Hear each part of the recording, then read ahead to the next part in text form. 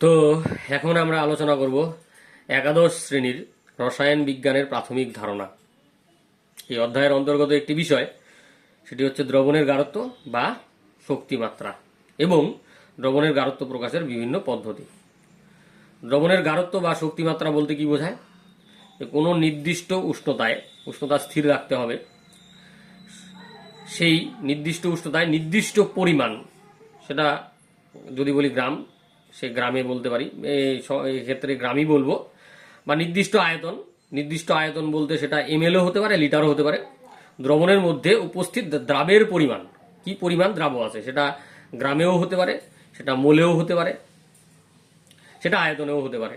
পরিমাণকে ওই দ্রবণের গাঢ়ত্ব বা শক্তিমাত্রা বলে। তাহলে বোঝার জন্য আমরা একটা উদাহরণ নিই। একটি গ্লাস, সেই গ্লাসের মধ্যে কিছু পরিমাণ জল নিলাম, সেই জলের মধ্যে আমরা এবার কিছু পরিমাণ দ্রাব্য, সেটা হতে পারে লবণ বা চিনি, যোগ করলাম, তাহলে দ্রবণটা তৈরি হলো। সেই দ্রবণের একটা ভর থাকবে নিশ্চয়ই, সেটা হচ্ছে ভরের যে পরিমাণ বলতে যেটা বোঝাচ্ছে, বা তার একটা আয়তন থাকবে, সেটা ওই আয়তনটা বোঝাচ্ছে। এবার আমি যখন দ্রাব্যটা যোগ করলাম, সেটা কিছু পরিমাণ যোগ করেছি, মানে তার মধ্যে কিছুটা ভর আছে, সেটা ভরের দিক দিয়ে হতে পারে। আবার সেই ভরকে আমরা মোলে কনভার্ট করতে পারি, সেই মোল হিসাবেও বলতে পারি। তাহলে ওই পরিমাণ দ্রবণের মধ্যে কি পরিমাণ দ্রাব্য যোগ করলাম, সেটাই হচ্ছে দ্রবণের গাঢ়ত্ব। এই গাঢ়ত্ব বা শক্তিমাত্রাকে আমরা বিভিন্ন পদ্ধতিতে প্রকাশ করতে পারি। তার মধ্যে প্রথমটি হচ্ছে শতকরা মাত্রা W/W, অর্থাৎ দ্রবণের যে পরিমাণটা, সেটাকে ভরে প্রকাশ করব গ্রামে, এবং দ্রাবের যে পরিমাণ, সেটাকেও ভরে প্রকাশ করব গ্রামে। সংজ্ঞায় কি বলছে? শক্তিমাত্রা বলতে বোঝায় যে 100 গ্রাম দ্রবণে, ওই যে আমরা 1 গ্লাস জল নিয়েছি, তার মধ্যে লবণ যোগ করার ফলে সেই দ্রবণের মোট ভর যদি 100 গ্রাম হয়, তাহলে 100 গ্রাম দ্রবণে আমি যত গ্রাম, যে আমি NaClটা যোগ করলাম, সেটা যত গ্রাম হবে, সেটাই হচ্ছে ওই দ্রবণের শক্তিমাত্রা। ব্র্যাকেটে হচ্ছে W/W, অর্থাৎ ভরে। এখানে দ্রবণকেও ভরে নেওয়া হয়েছে এবং দ্রাব্য যেটা নিলাম সেটাও ভরে বা গ্রামে নেওয়া হয়েছে, সেই জন্য এটিকে শতকরা মাত্রা W/W বলে বলা হবে। এইবারে দ্রবণের গাঢ়ত্ব প্রকাশের আরেকটি পদ্ধতি, সেটা হচ্ছে গ্রাম প্রতি লিটার, অর্থাৎ গ্রাম প্রতি লিটার। এখানে যে দ্রবণের পরিমাণটা, সেটা নেওয়া হবে আয়তনে, তা আয়তনে নেওয়া হবে, আর দ্রাবের যে পরিমাণটা, সেটাকে গ্রামে নেওয়া হবে। তাহলে আমি যে গ্লাসের মধ্যে জলটা তৈরি করলাম, ধরি সেই জলের দ্রবণ তৈরি করলাম, সেই দ্রবণের মধ্যে কি ছিল? জল ছিল, এবং তার মধ্যে NaCl যোগ করেছি।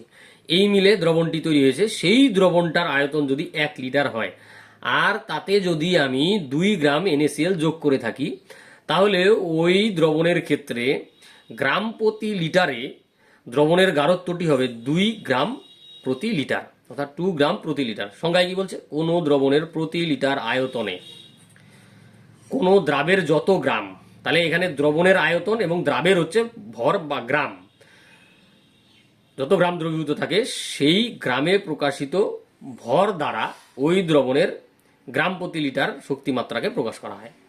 তাহলে আমরা যে দ্রবণটা তৈরি করলাম জল আর লবণ যোগ করে, সেক্ষেত্রে যদি দ্রবণের মোট আয়তন 1 লিটার হয়, তাহলে ওই দ্রবণের শক্তিমাত্রা বা গাঢ়ত্ব গ্রাম প্রতি লিটারে বলবো 2 গ্রাম প্রতি লিটার।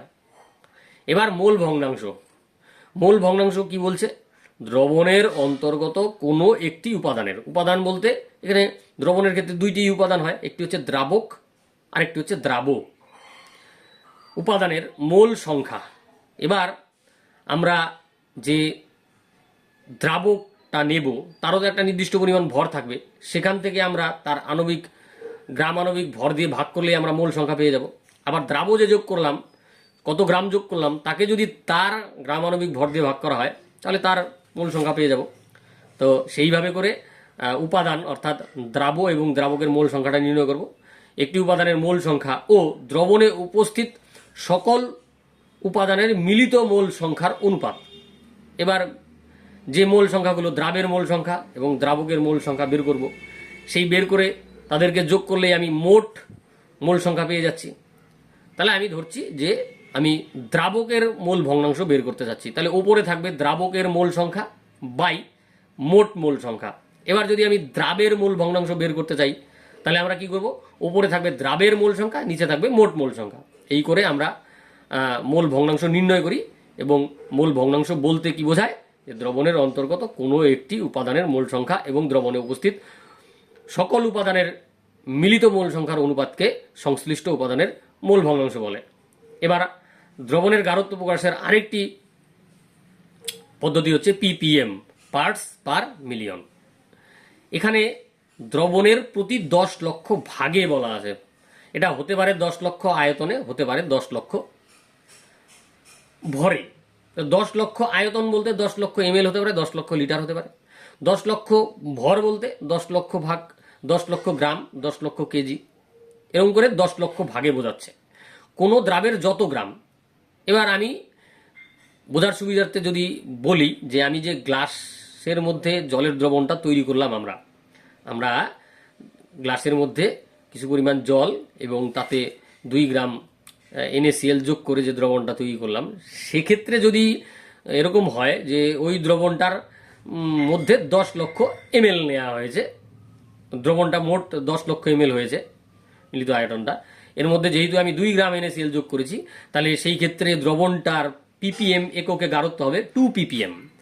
তাহলে সংজ্ঞাটা কি হচ্ছে, কোনো দ্রবণের প্রতি 10 লক্ষ ভাগে কোনো দ্রাবের যত গ্রাম দ্রবীভূত থাকে সেই ভর নির্দেশক সংখ্যা দ্বারা ppm এককে দ্রবণের গাঢ়ত্বকে প্রকাশ করা হয়। তাহলে বোঝা গেল আমরা কিভাবে ppm এককে দ্রবণের গাঢ়ত্বকে প্রকাশ করি।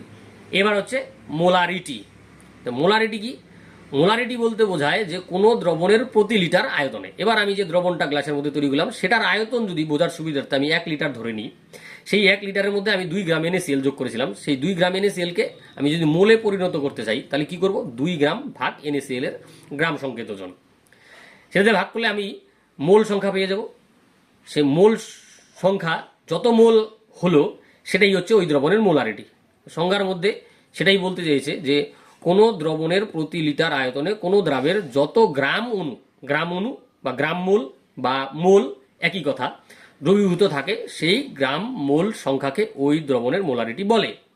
তাহলে আমরা একটু আগে কি বললাম, যে গ্লাসের মধ্যে যে দ্রবণটা তৈরি করেছি জল আর লবণ যোগ করে, সেটির মোট আয়তন যদি 1 লিটার হয় এবং তাতে যদি 2 গ্রাম NaCl যোগ করি, তাহলে সেটাকে মোলে পরিণত করব। যত মোল হবে সেটাই হচ্ছে ওই দ্রবণের মোলারিটি।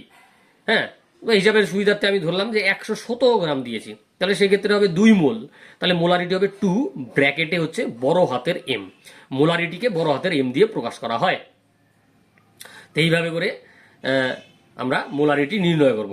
এবার মোলালিটি এইখানে একটু আলাদা, সেটা হচ্ছে 1000 গ্রাম দ্রাবকের মধ্যে। এখানে কি বলা হলো, যে জলটা নিলাম সেই জলের ভরটা হতে হবে 1000 গ্রাম।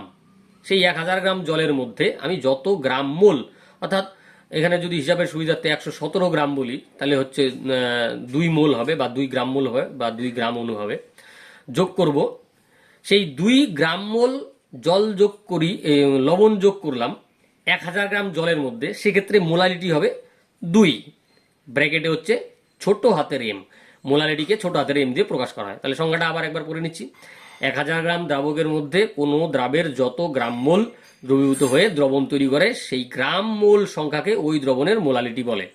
মোলারিটিকে কিন্তু আমরা ছোট হাতের M দিয়ে প্রকাশ করব। এবার হচ্ছে নরমালিটি।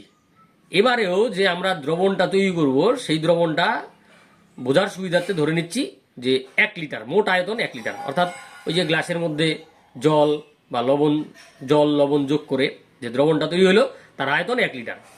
এবার আমি 117 গ্রাম NaCl যোগ করেছি ভর হিসেবে। তাহলে সেটাকে আমরা কত তুল্যাঙ্ক ভার যোগ করেছি সেটা আমাকে বের করতে হবে। এবার সেটা আমরা বের করতে জানি যে আমরা এই 117কে 58.5 দিয়ে ভাগ করলে 2 আসবে। সেই 2 হচ্ছে তত তুল্যাঙ্ক ভার, অর্থাৎ 2 তুল্যাঙ্ক ভার আমরা NaCl যোগ করলাম। 117 গ্রাম যোগ করা মানে 2 তুল্যাঙ্ক ভার। তাহলে সেক্ষেত্রে দ্রবণের নরমালিটি হবে 2, ব্র্যাকেটে হচ্ছে N, 2 ব্র্যাকেটে হচ্ছে N, ঠিক আছে, বড় হাতের N।